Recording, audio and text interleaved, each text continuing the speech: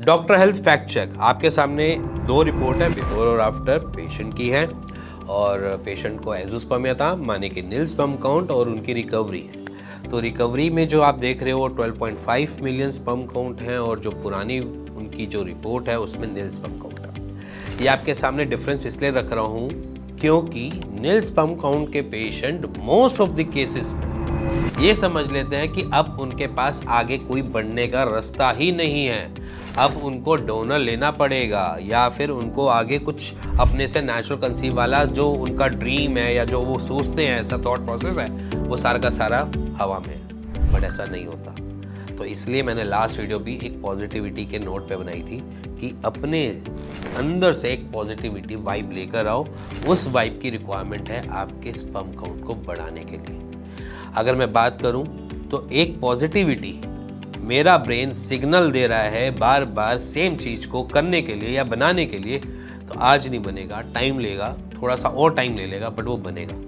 But अगर आप ये सोच लो और आज ही नेगेटिव एक पैरामीटर में स्टैंड कर जाओ कि अब तो होगा ही नहीं, अब तो एनी हाउ हमें डोनर लेना पड़ेगा, अब तो कुछ हो ही नहीं सकता, डॉक्टर्स ने हाथ खड़े कर दिए हैं, डॉक्टर्स भी बोलते हैं कि कुछ नहीं हो सकता, और आप इस सारी चीज़ों को बिलीव करके अपनी डे टू डे की रूटीन में कैरी फॉरवर्ड होना चालू कर दिया है, तो प्लीज़ ऐसा मत करो। रुको, थमो, टाइम लो, अपने आप को टाइम दो थोड़ा सा।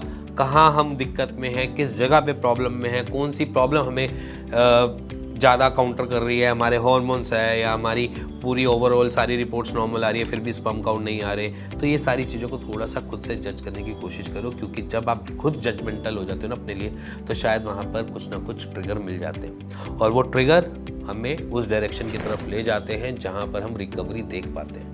तो इसीलिए मैं आपसे एक सिंपली रिक्वेस्ट करता हूँ कि प्लीज़, अगर आपके अभी भी आईवीएफ के ट्रायल चल रहे हैं या आईवीएफ करवा रहे हो या आईवीएफ प्लान कर लिया है, उनको कंटिन्यू रखो।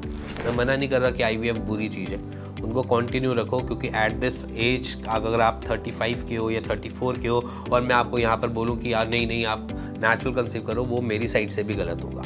तो इसलिए आप उन सारी चीज़ों को कंटिन्यू रखो, बट अपनी फर्टिलिटी के लिए आज से काम करना स्टार्ट कर दो। क्योंकि अगर आप काम करना स्टार्ट करते हो, मे बी या समझ लो कि may be with in 3 months 4 months या 5 मंथ्स या 6 मंथ्स में मे बी आपको कुछ रिजल्ट मिले और खुद से मिले। और मैं ये नहीं कहता कि वो चीज़ गलत होगी, मैं ये भी नहीं कहता कि आपको कि भैया आपने आयुर्वेदिक ट्रीटमेंट लेना, आप कहीं से भी ट्रीटमेंट लो, चाहे होम्योपैथ ट्रीटमेंट लो, चाहे आप आयुर्वेद लो, ऑल्टरनेट मेडिसिन की तरफ एक बारी ज़रूर जाओ जिससे आपको रिजल्ट मिले।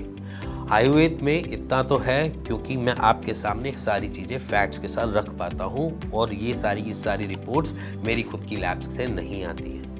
ये पेशेंट टू पेशेंट उसके स्टेट लेवल की रिपोर्ट्स होती है, इसीलिए डिफरेंसेस भी आपको देखने को मिल जाते हैं। सो इसीलिए आप एक बारी अपने डे टू डे की रूटीन में देखो कि क्या गलत ऐसा हो रहा है, क्या मेरी लाइफस्टाइल ऐसी है, क्या मेरे डे टू डे की रूटीन में जो है मेरा जो स्लीप है वो कम है, या मैं जो हूँ स्टूल बार बार करने जा रहा हूँ, या मोशन मेरे को बार बार आ रही है, या फिर कुछ ऐसी चीज़ें जहाँ पर आपको लग रहा है कि बहुत ज़्यादा मूड स्विंग्स हो रहे हैं, बार बार मेरे को इरिटेबिलिटी आ जाती है, कभी भी रोना आ जाता है, कभी भी, या कुछ भी ऐसा आपके डे टू डे की रूटीन में चल रहा है, तो एक बार उसको जज करने की कोशिश करो। क्या पता आपको सिम्टम्स बता रही हो आपकी बॉडी, बट आप उसको समझ ना पा रहे हो। तो इसीलिए परेशान नहीं होना, पैनिक नहीं करना, बस उसके ऊपर थोड़ा सोचना है।